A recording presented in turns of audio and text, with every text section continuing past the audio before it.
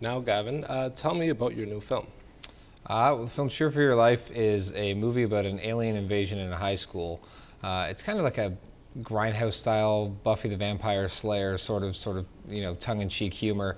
The lead character, Lori Lang, is the cheerleader who essentially just wants to get to prom, which is later that day on the last day of school. And in order to do so, she has to sort of inadvertently fight off this horde of aliens and save the world.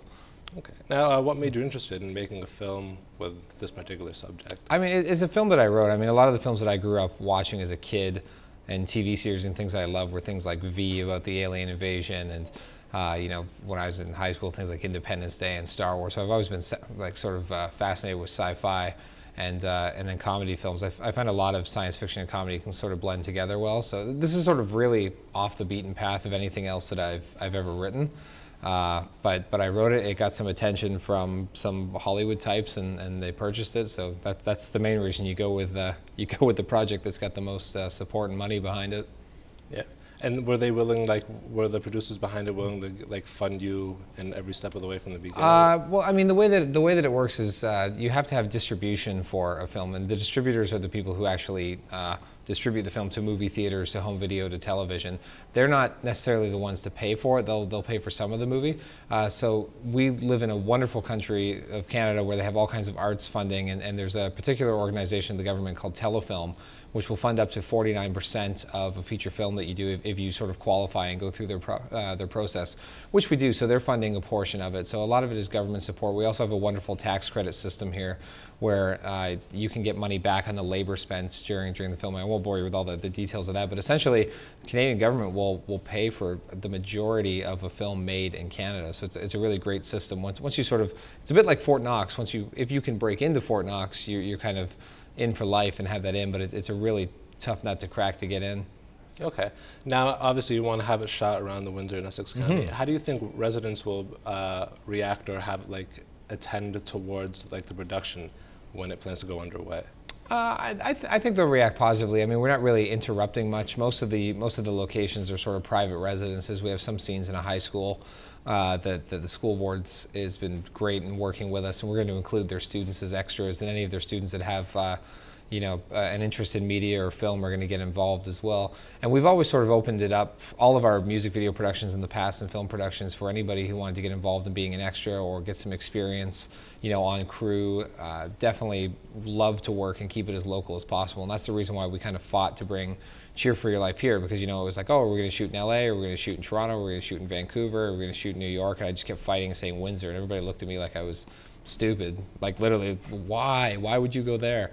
And I just sort of explained that, my history here, the sort of rapport I built up with the crew that I have here, I didn't really want to just sort of abandon ship and go make the movie somewhere else. If I can include all the people that have helped support me thus far, because the majority of the stuff they've helped me with has been unpaid, like volunteer work, very long days and hours, and so very little reward. So if there's a paying gig, I want to be able to give it back to the people that have supported me the most. Okay.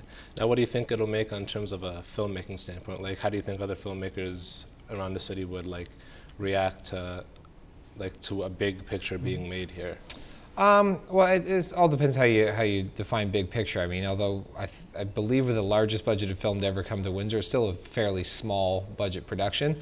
I think the more exciting thing is that it actually has the reach that it's gonna hit theaters in advance and guaranteed. The way a lot of independent film is made is you make the film, then you take it to film festivals, you try to take it to distributors and get it sold. So this is sort of the correct way of doing things, of having a release. So I think it should be exciting for any other filmmakers. I mean, one, we'd love to have them involved if they want to get involved in this and get this as a resume piece and use that to help move their own career further.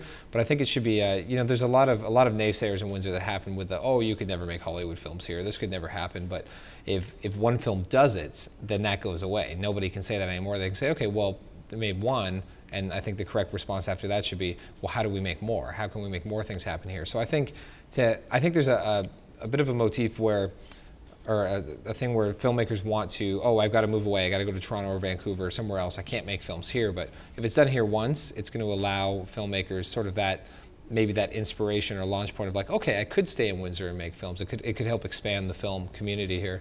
Okay. Now, when do you expect the film to be completed and ready for audiences to see? That I wish I knew. We were supposed to shoot in August. We're aiming to shoot in January right now. It's just that end of the final scheduled date of when we shoot is out of our control here locally. So we're just sort of waiting patiently for that start date to happen. So hopefully January. Okay. And what else do you have planned for the future? I mean, like, what other films, and do you plan hopefully that you can make future collaborations with other Hollywood producers, or? Absolutely, yeah. We're already lining up the next project to shoot directly after this. And then in between films, I'm constantly busy with music videos. So we're working with artists from kind of all over North America right now. This has been 5 Minutes with Gavin Michael Booth, local filmmaker. Thanks for watching.